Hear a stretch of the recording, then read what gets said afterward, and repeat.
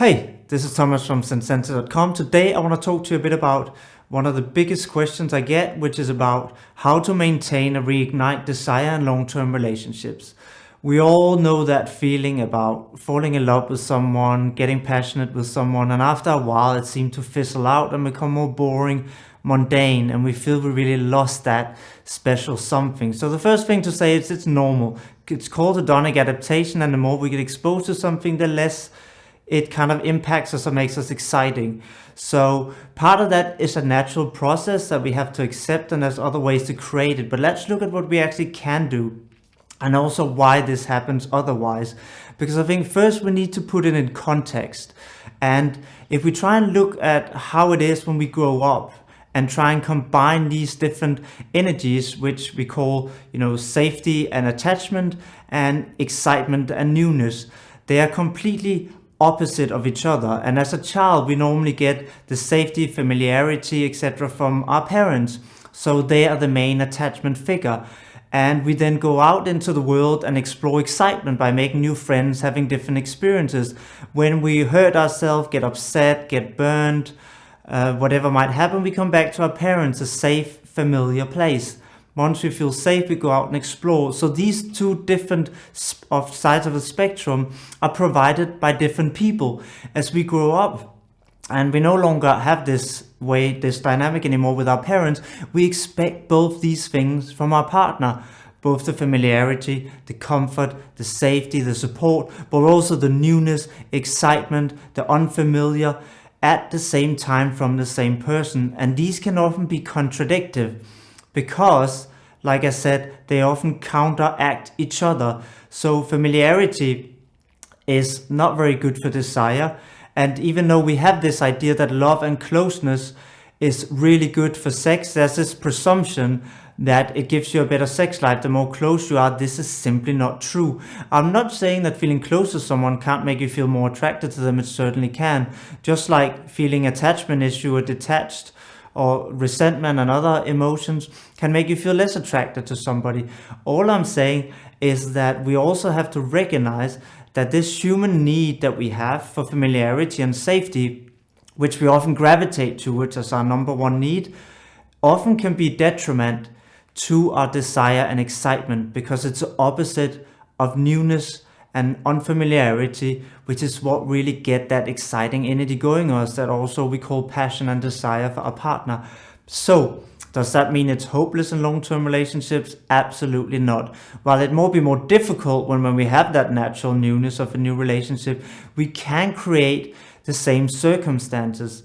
And this is again where it's very funny how often people say, I don't want to go on planned dates because it's not spontaneous, it's not fun. But if we look at the circumstances that created this excitement in the beginning of our relationship, it was all planned. You planned dates, you set a date, somebody organized a date, you both spent time getting ready and putting a lot of effort into it and showing up. So you planned your dates essentially. They were planned, they were not spontaneous most of the time. And yet you had excitement. Why? Because there was anticipation. You didn't know what was going to happen. Would this person like you? How was the date going to go? Was it going to end up with you two hooking up and becoming sexual, etc., etc.? How was it going to feel if you did hook up? All this unfamiliarity, all these uncertainties, and this newness again created that excitement, but also the anticipation of thinking about what was going to happen. So again, how can we recreate that when we know each other, are more familiar and feel more safe? You could again create dates. So put in effort to create dates, but leave uncertainty, leave anticipation. So desire doesn't start by you coming home tired, sitting on the couch having a meal, and then taking your wife or your partner up to the bedroom thinking suddenly they should be excited and turned on. That's not how it works. You forgot anticipation, the build-up, which is so absolutely critical to having desire. So you could instead send your wife a text at work and say, meet me at this place on Tuesday at 7 o'clock and wear that red dress I love. And they'll start being curious and anticipating what's going to happen, where are we going, what she planned.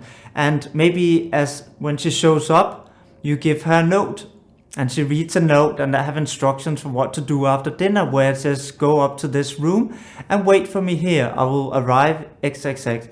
So again, it builds anticipation, what's going to happen. There's again the newness, it's a new experience that's unfamiliar, we don't know what's going to happen, and there's anticipation, thinking about, whoa, what does he have planned, what is going to happen. All these elements that facilitate desire.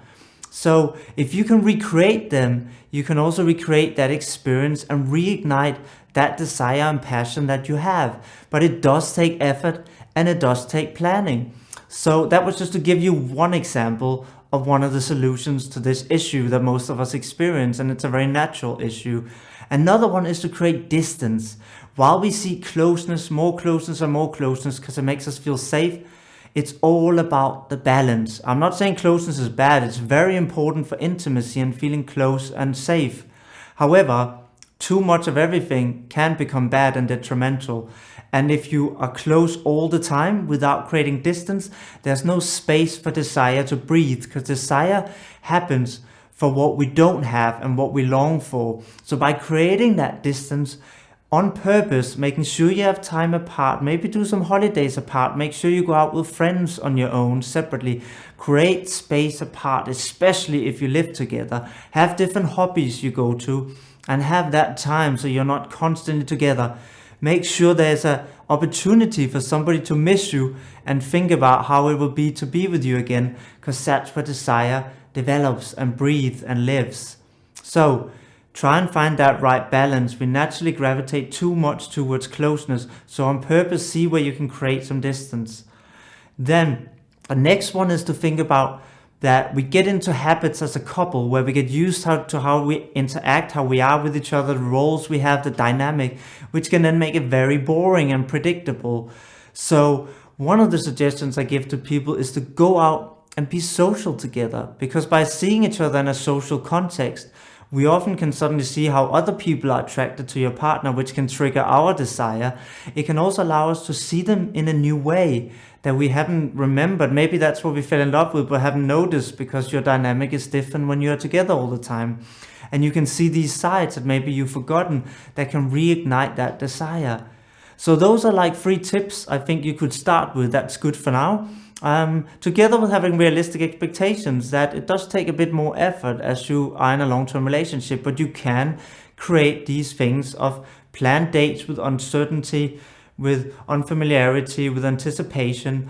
Number 2, that was number 3, social settings. And then we also have number 2, which was essentially create some distance on purpose. So try and go out and play with this and have some fun. And I'll see you soon at more videos here at sensensor.com. Take care.